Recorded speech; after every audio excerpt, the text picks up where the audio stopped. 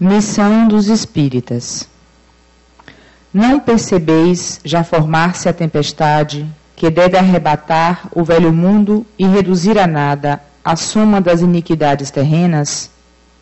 Ah, bendizei o Senhor, vós que alicerçastes a vossa fé na sua soberana justiça, e que, novos apóstolos da crença revelada pelas proféticas vozes superiores, ides pregar o novo dogma da reencarnação e da elevação dos espíritos, conforme tenham, bem ou mal, cumprido as suas missões e suportado as suas provas terrenas. Não vos assusteis. As línguas de fogo estão sempre sobre vossas cabeças. Ó verdadeiros adeptos do Espiritismo, sois os eleitos de Deus. Ide e pregai a palavra divina. Chegou a hora em que deveis sacrificar a sua propagação, os vossos hábitos, os vossos trabalhos, as vossas ocupações fúteis. Ide e pregai. Os espíritos elevados estão convosco. Com certeza falareis a pessoas que não quererão ouvir a voz de Deus, porque esta voz convoca-os sem cessar à abnegação. Pregareis o desinteresse aos avarentos, a abstinência aos dissolutos, a mansidão aos tiranos domésticos e aos déspotas. Palavras perdidas eu sei, mas que importa?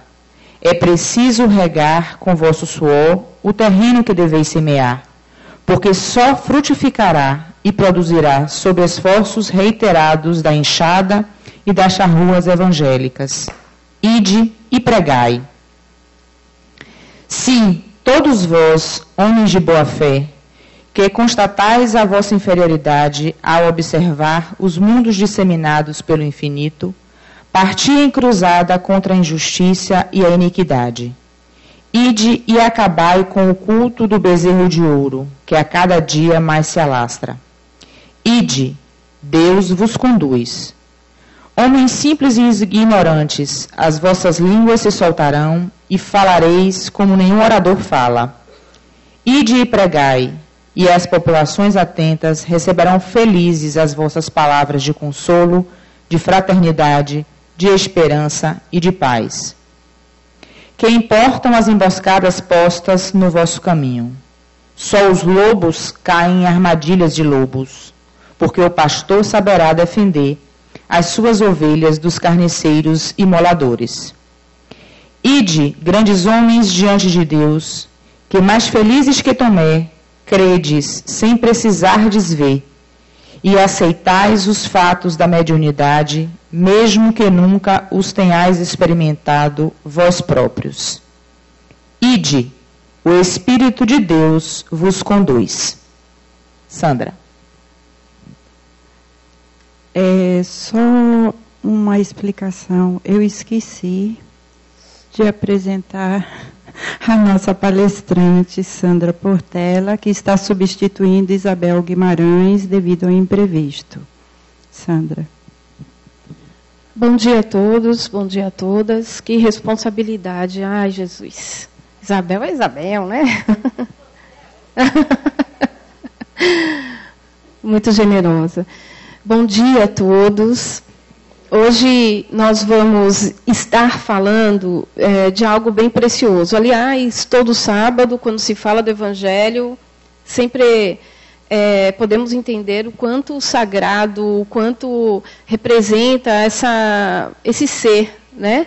Jesus. E é por aí que eu gostaria de começar. A nossa casa é uma casa espírita e eu não sei se vocês já perceberam, mas o Espiritismo, ele não tem dogmas, ele não tem rituais. Mas viemos todos de um local, de um lugar, de um ambiente secular que tem mostrado para nós o que nós podemos chamar de, muitas vezes, fanatismo religioso. Agora, com o encontro do Espiritismo, mesmo aqueles que têm apenas simpatia, ou aqueles que estão aqui hoje para aprender e por curiosidade, ou para buscar ajuda, conseguem perceber que o que está por fora não é exatamente o que responde às nossas questões. Não é o que está pintado rapidamente, não é o tal do sepulcro caiado que vai nos trazer informações que procuramos. Então, eu gostaria de começar dizendo que toda parábola que é descrita no Evangelho, e aí o Espiritismo, através de Allan Kardec, com os espíritos de envergadura moral, puderam estimular a ele escrever de que nada mais, nada menos, ali é um material didático para que a gente possa estar aprendendo alguma coisa.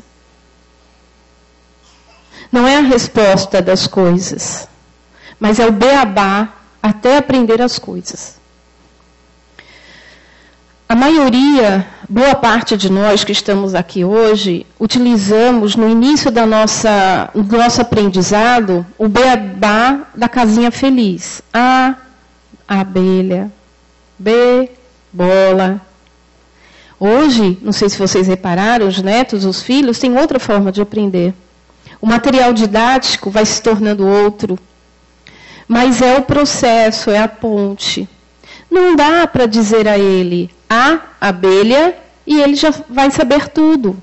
Ele precisa ouvir, ele precisa ler, ele precisa pegar outros livros, ele precisa aprender a fazer interpretação de texto, ele precisa compreender a gramática do local que ele está.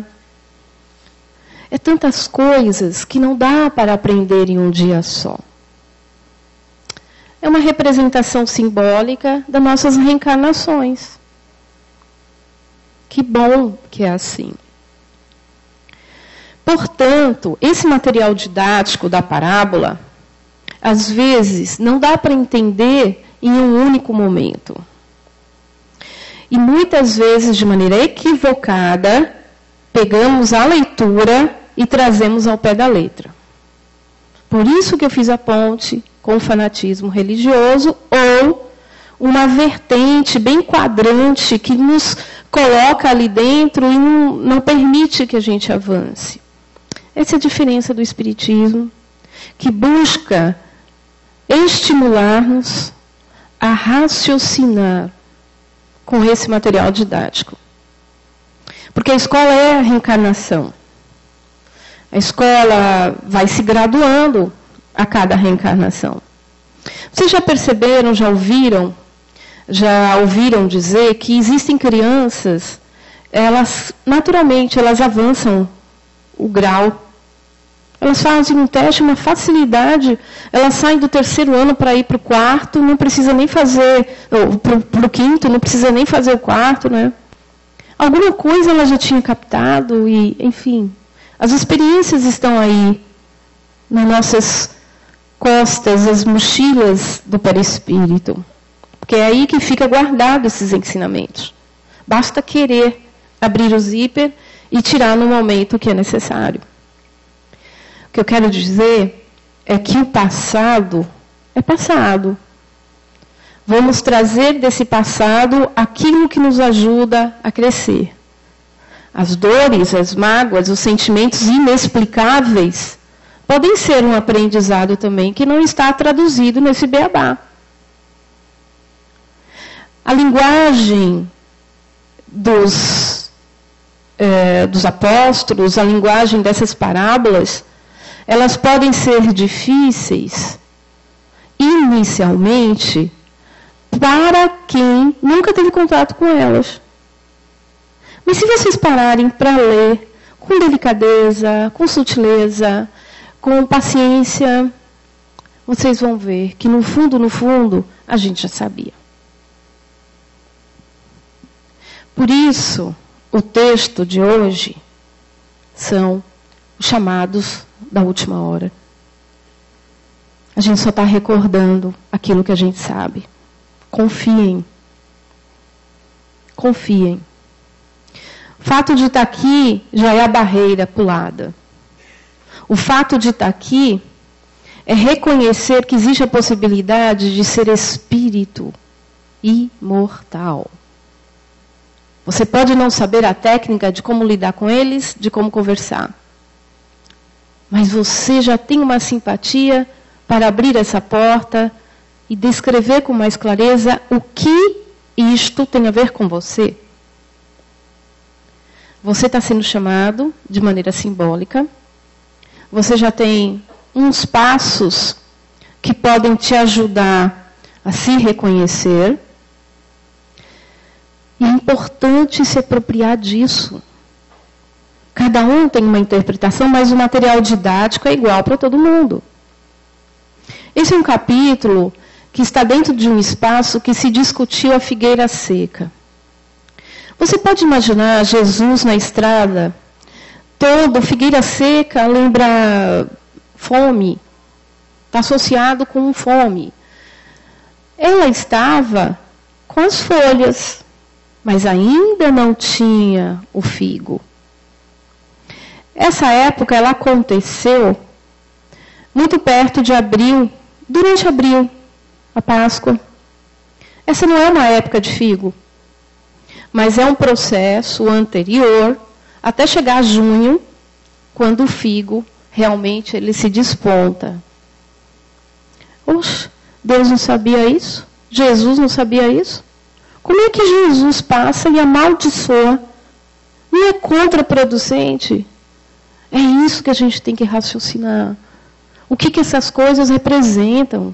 A gente não pode olhar para o mundo, para as pessoas, só o que elas são por fora. Mas é indagar como isso se dá e por que apareceu para você, nessa sua experiência de vida. A parábola da figueira seca chegou, está aí, vamos discutir ela hoje. Tente interpretar para a sua vida. Esse é o material didático de hoje. E ali ele passou, ela estava antes do tempo, cheia de folhas. Não era, ela até antecipou. Mas ele amaldiçoou. Você não vai dar mais fruto nenhum. Popularmente falando. E aí, quem o acompanhava achava isso esquisito. A gente que lê fala assim, mas ele é bom ou ele não é bom? Uma hora ele vai ali, começa a perceber, à frente do templo, o comércio, vira a mesa, fica bravo. Ele é bom ou ele não é? Outra hora ele passa, vai dizer, figueira, você vai secar. Ele é bom ou ele não é? A gente precisa decidir. O que isso representa para essa compreensão? Eu vejo que ao longo do tempo, quanto mais buscamos, quanto mais pretendemos nos entender, mais profunda ficam essas mensagens de maneira diversa para cada um. Porque depende do seu tempo, depende da sua idade, depende do que você leu, depende do que você quer construir, depende de uma série de coisas, mas o material didático é o mesmo. Sendo assim, uma outra abordagem que eu gostaria de colocar, para que a gente pudesse entender bastante esses chamados, é a separação do que é. Porque como a gente vem de maneira secular, com essa ideia do cristianismo, de Jesus, de ser bom, de ser carola, vem todo final de semana tomar passe, ou tomar hóstia, essas coisas. E hoje a gente vai tentar desconstruir isso de uma maneira muito legal. Continuar fazendo isso, se quiser, mas também interpretando além disso. A palavra Cristo, quem deu, a palavra Cristo é um título, que quem deu foi Lucas. O nome dele era Jesus. Não tinha Cristo no processo. Era um título.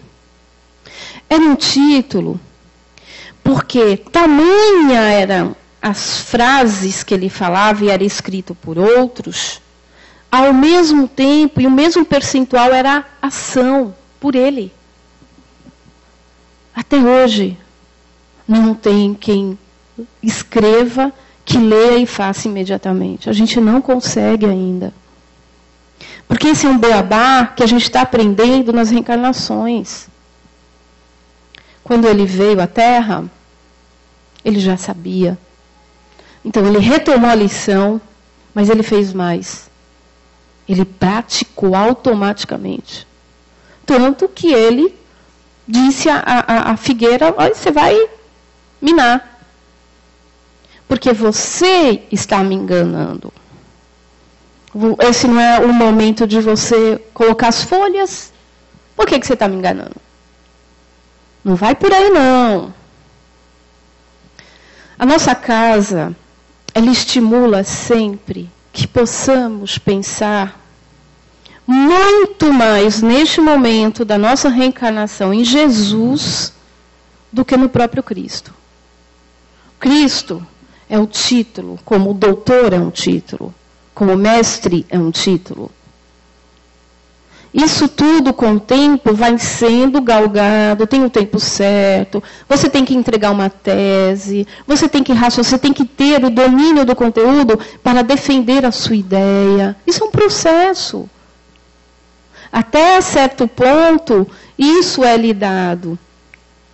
E aí, em determinado momento, você acorda e raciocina de outra forma. Como é que você pode defender essas ideias assim como Jesus? Ele tinha um título de Cristo. Por muitos motivos não sabemos o passado. Pouco sabemos da família, mas sabemos que ele já veio preparado. Tanto que ele tinha uma envergadura moral. Tanto que quando ele chegava perto, o que acontecia? Magnetizava as pessoas de tanto amor. As pessoas encostavam na veste dele e se curavam. Isso é Cristo. Mas o nome dele era Jesus. O que a gente tem que aprender com isso? Que é o segundo ponto que eu gostaria de conversar com vocês. Repare. Jesus era um homem encarnado que foi chamado para continuar a dar os seus exemplos. Então, tudo o que ele fez, ele já sabia. Que ele tentou mostrar para a gente, através das escritas dos outros apóstolos, de uma maneira que não acabasse só naquela época, porque até hoje, já passou 2000, a gente ainda utiliza a mesma parábola. Praticamente a ideia está lá. Os homens mudaram, reescreveram a Bíblia, mas a ideia é aquela lá. Por mais que a gente tenha dito, mudou alguma coisa, porque a igreja quis, tá, tudo bem, mas não vamos se preocupar ao pé da letra, vamos pegar a ideia. Jesus era um homem que viveu entre os homens, apesar de ser divino. Ter essa ação mais sublime, mais trabalhada, mais refinada. Mas ele não deixou de ser gente, de homem encarnado. Como é que pode um homem daquela envergadura moral pegar uma pessoa que queria matá-lo, perseguiu ele de uma maneira inimaginável, porque matou muita gente antes, porque queria matá-lo, queria atingi-lo, que foi Paulo de Tarso, que era Saulo. Como é que este homem, quando encontra com outro homem,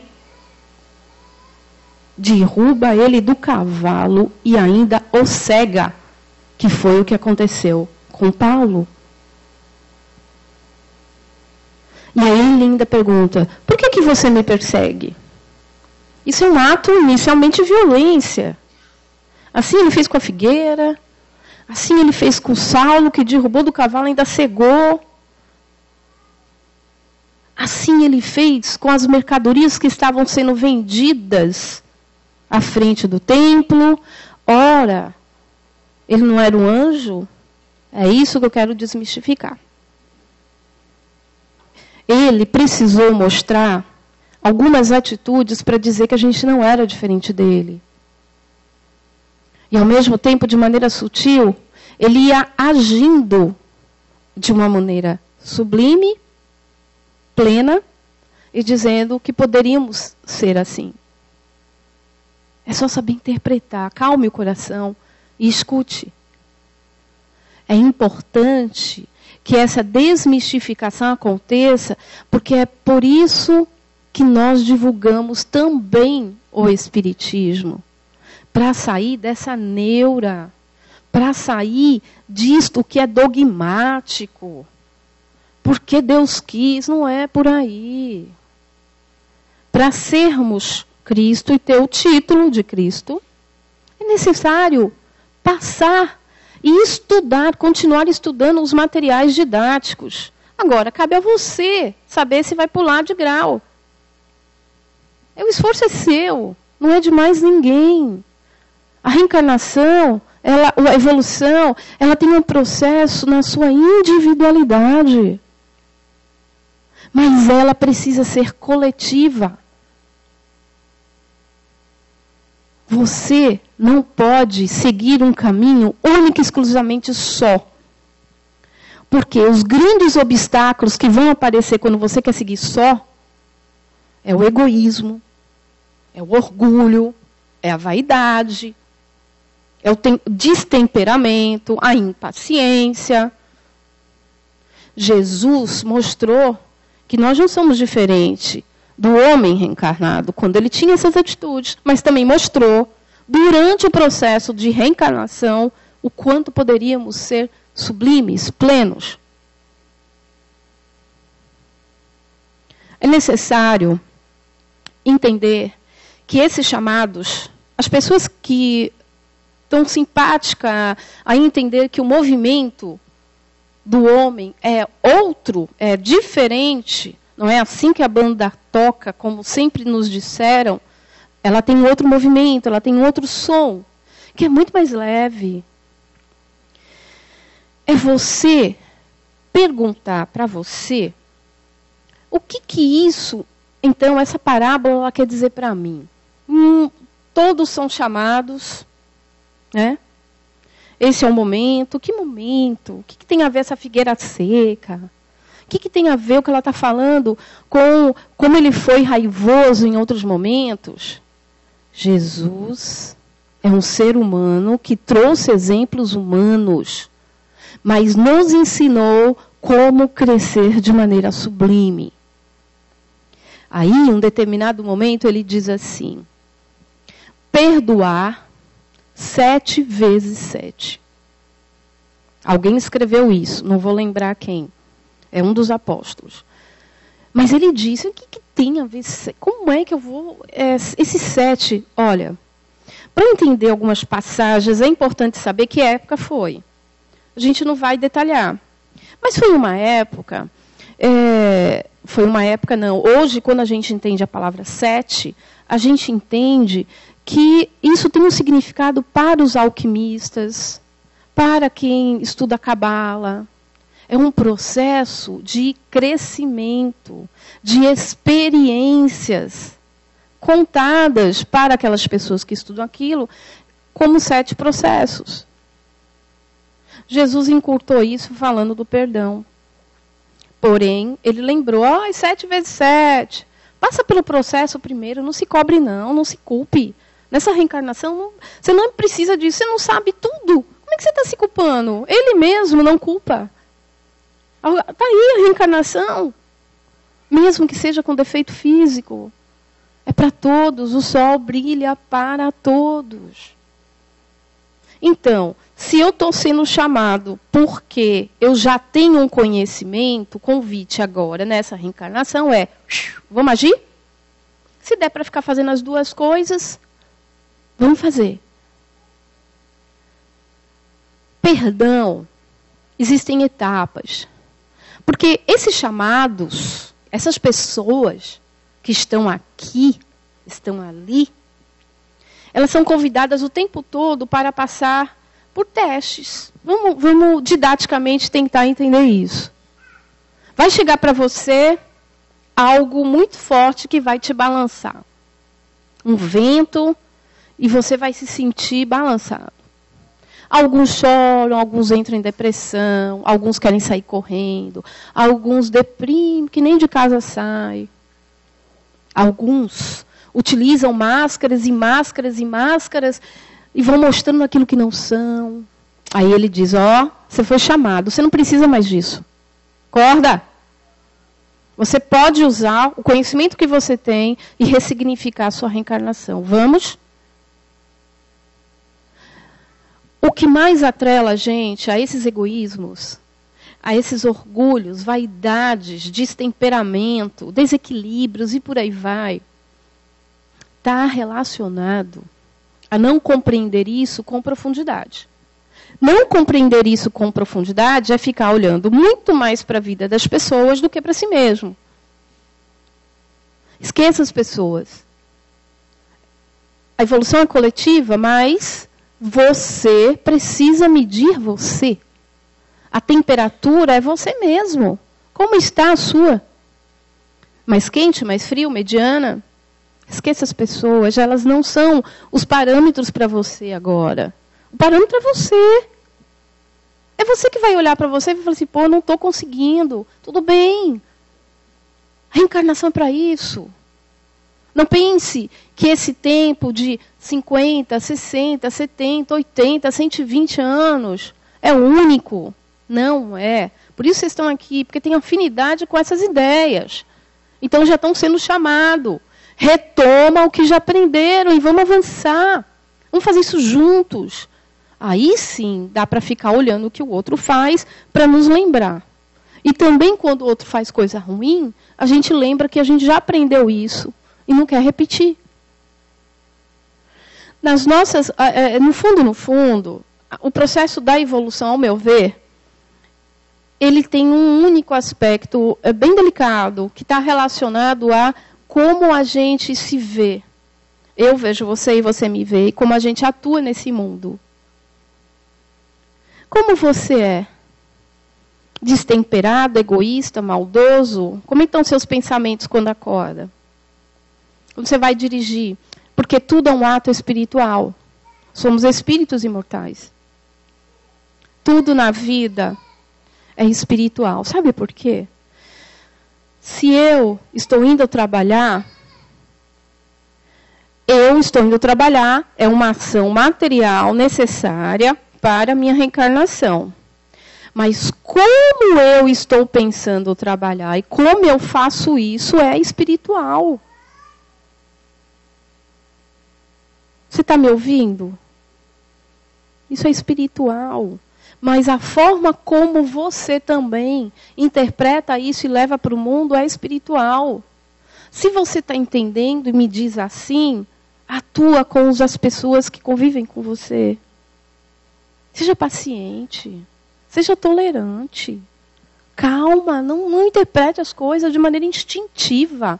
Esta fase foi no reino mineral, no reino animal. É preciso saber separar as coisas. Você já está aqui porque você está além. Você está permitindo ouvir isso. Você está se permitindo. Você não é alguém que começou a andar agora. Você é forte. Você quer crescer.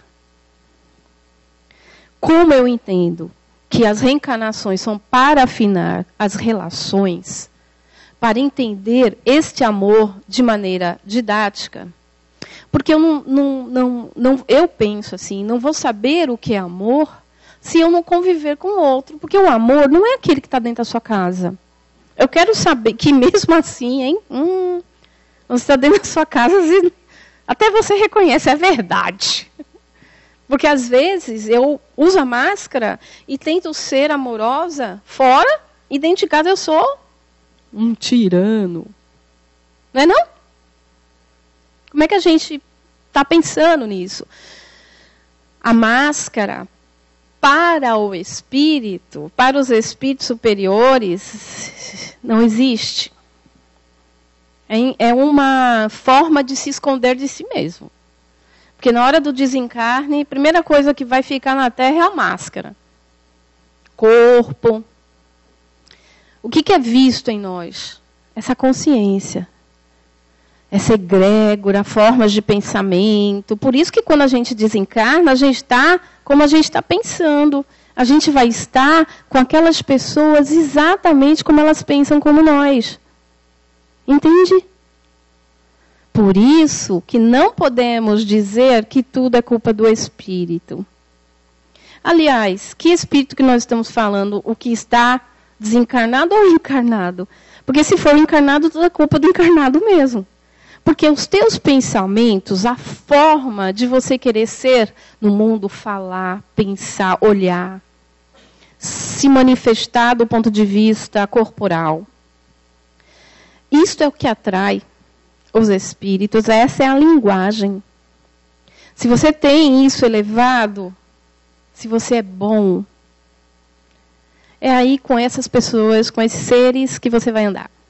Se não, aí adoece mesmo.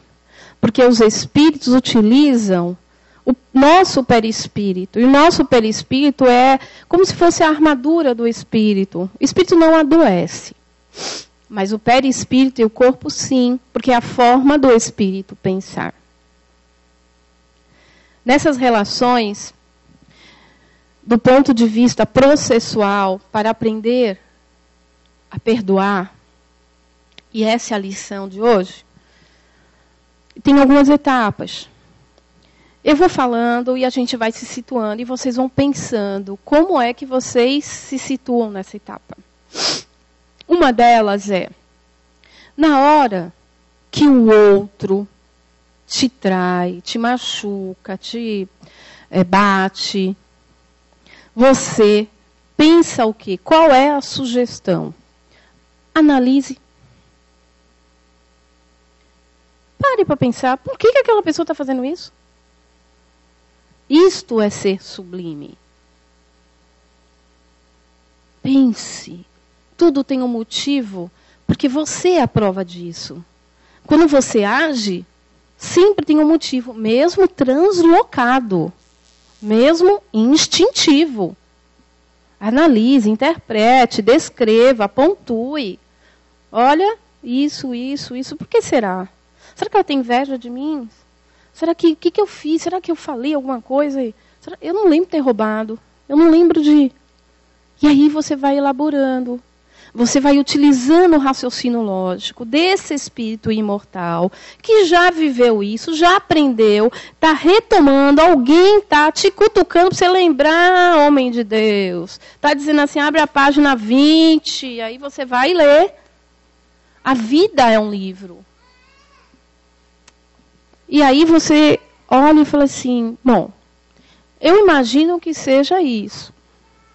Aí chega o segundo momento, você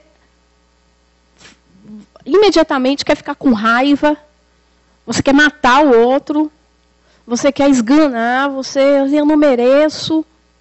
Sim, você está aprendendo. Se você não sabe tudo, não é perfeito, onde é que está o merecimento? É a primeira coisa que faz a gente abaixar a bola. Não sou mais que ninguém, eu não consigo medir o outro onde ele está. Repare que eu estou falando de mim. E cada um tem que pensar em si. Analise o motivo que te fizeram alguma coisa. Depois, olhe como você está emocionalmente. Eu ficaria e fico com raiva. Já logo quero chutar o balde, bater a porta, falar palavrão, xingar, empurrar, dar um esporro, fazer algumas maldades. Esse é o segundo momento. Você interpretar essa emoção, que não é a interpretação sua. A interpretação sua é sentir. Isso é racional. Se você descobre por que você está sentindo aquilo, muitas vezes você percebe que é muito parecido com o que o outro está. Sintonia. Sintonia. Sintonia, sintonia. Se você não tem sintonia, isso nem chega perto de você. Entendeu? Somos imortais e temos energias natas. Presta atenção nisso. Não são eles que nos provocam, mas somos nós, de maneira invigilante, que damos acesso. Porque não estamos refletindo sobre os nossos atos.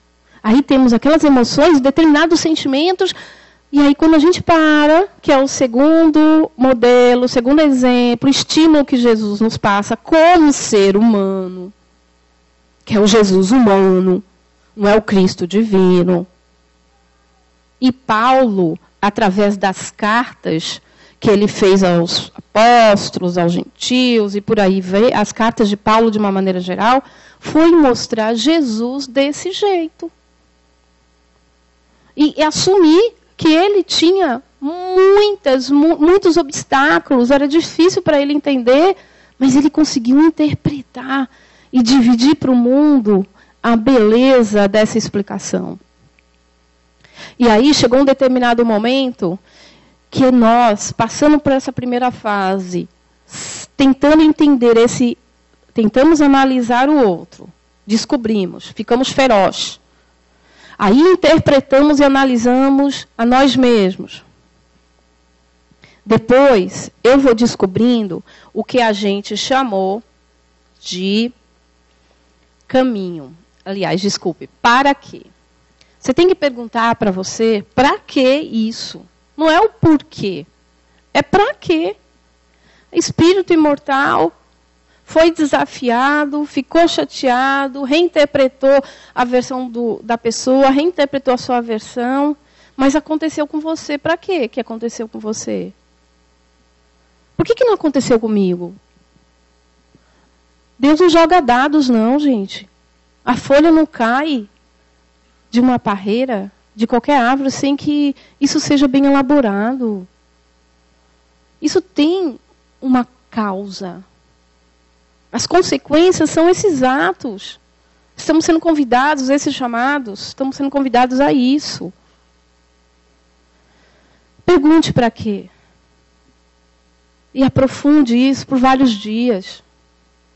Depois, escolha o teu caminho. Você quer o quê? Continuar sendo igualzinho àquela pessoa? Quem para fazer esse processo do perdão, porque quando eu digo que eu perdoo, o perdão é só um enunciado do processo de perdoar. Não é o perdão, não. Ah, te perdoo, te perdoo. Muitas reencarnações para processar isso. Se você sacou logo, está sendo convidado a retomar isso, porque você já sabe que é o nosso caso, é preciso processar isso com calma. Vá tendo o hábito de fazer isso, você vai ver. Quando essa reencarnação encerrar, o quanto você vai sair daqui melhor de como entrou. Essa reencarnação, quando você processa essas relações e a forma de perdoar, é claro que você sai mais consciente. Isto é um fato, é uma ação em nosso favor, no processo evolutivo. Depois você escolhe o seu caminho e começa a pensar se você quer seguir o que a pessoa fez ou se quer mudar, porque você descobriu que está tão próximo a ele, está quase no mesmo nível energético. Sai dessa. Sai dessa. Tem muita coisa boa. O problema é da pessoa, não é seu. Não traga os problemas da pessoa para você. Você não merece isso. Você merece ser independente, livre, reconhecedor das suas tarefas, das suas atividades. Vinha, caminho, olhe para trás, não. Porque a gente tem um complexo de culpa por conta de secular, de ser fanatista, de achar que o cristão, todo mundo ia ser naquela época. Cristão é para quem já passou desse processo, minha gente. É um título. Jesus veio à Terra muito próximo a gente. A gente está querendo divinizar e querer segui-lo de maneira errada. Eu não tenho que seguir o Cristo agora, não dá. O Cristo já passou por esse processo, eu preciso seguir esse Jesus, que cada frase da parábola, cada momento histórico que a gente lê, a gente diz, nossa, como ele era simples e como ele falou tão próximo de mim, e eu ainda estou titubeando. Um outro, que é um dos últimos, que é o último praticamente, é dizer que quando você decide tomar o seu caminho, a paz começa a se instalar. A paz não é algo comprado, dado, mas é algo sentido. Você começa a se disciplinar, você começa, por esse processo, a interiorizar uma maneira de ser que você erra menos do que erra mais. Então você acerta e erra menos. Na tua relação com o outro, quando o outro exacerbado, gritando, brigando, seja o que for, você olha para ele e diz assim, tá, desculpa, eu realmente não tive essa intenção. Mas dá para corrigir? Você quer minha ajuda, já que eu te prejudiquei tanto, porque hoje eu tenho outra consciência. Esse é o diálogo com os espíritos obsessores. Esse é o diálogo com as pessoas que estão na tua casa. Esse é o diálogo que a gente precisa ter nas nossas relações. O orgulho impede a gente de assumir nossos erros, não é? Olha os obstáculos aí. O egoísmo, não se misturar, ter para mim, eu, minha família, o umbigo, ó. A gente não consegue ver nada. Não querer assumir é ter uma vaidade desnecessária para quem está sendo chamado a uma nova era. Mude os pensamentos, no sentido de praticar essas relações. A gente não consegue fazer isso só mentalmente, viu? A gente não consegue fazer isso só lendo os livros, ouvindo as palestras que nos ajudam. A gente faz isso vivendo, chorando, às vezes indo no fundo do poço, pedindo desculpas, assumindo. É preciso se desapegar para aprender a amar. Vocês merecem, nós merecemos. Estamos sendo chamados e vamos ser o tempo todo, não se enganem.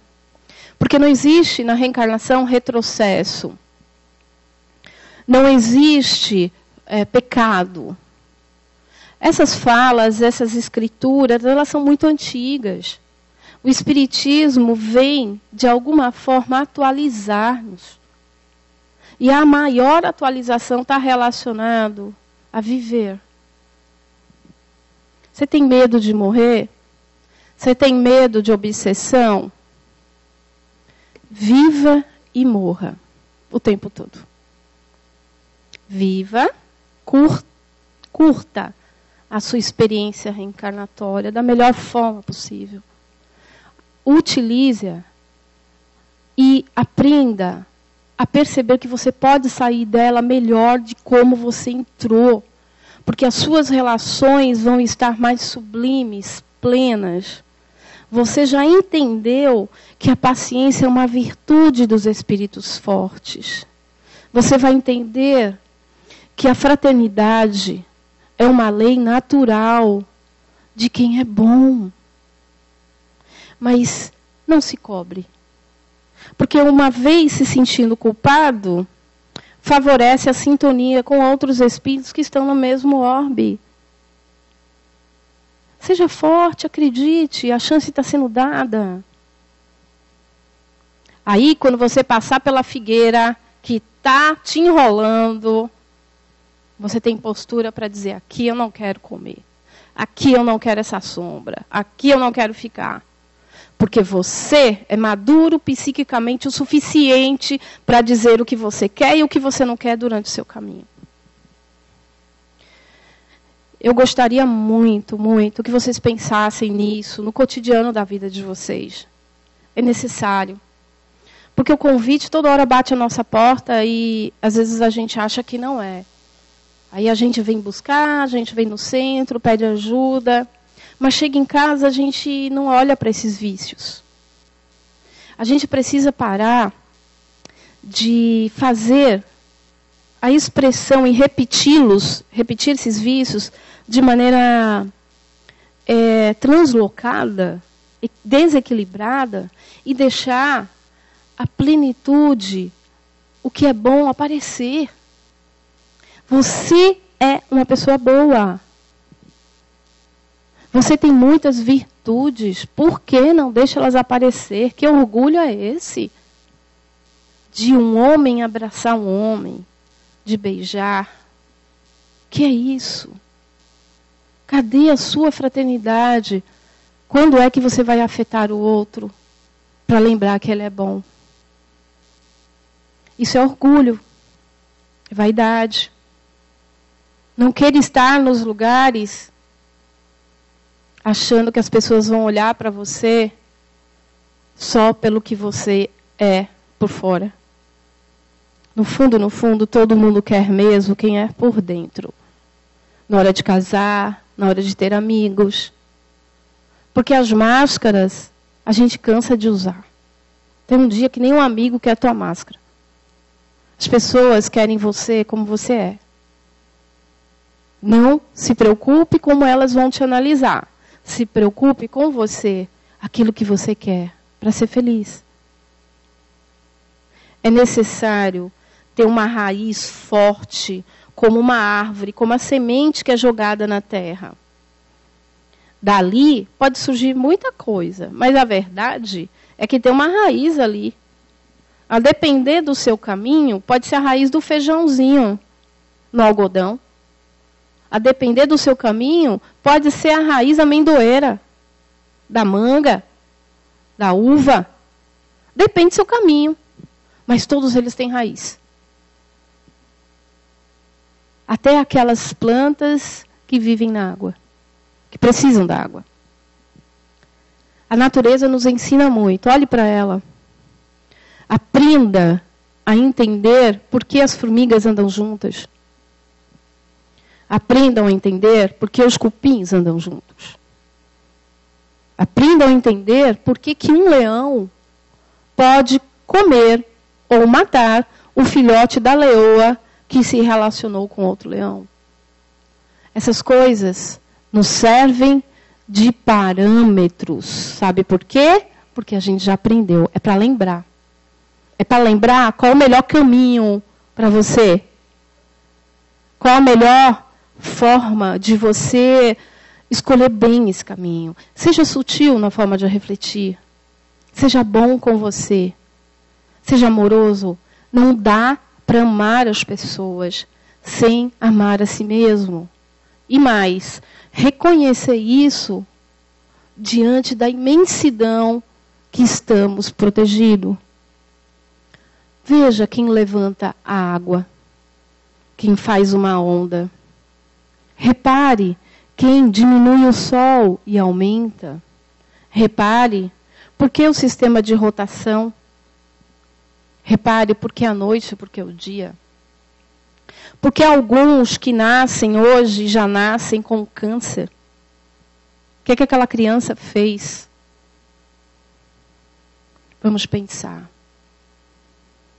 Porque Deus é amor e nós somos fruto deste amor. Que Deus seja louvado.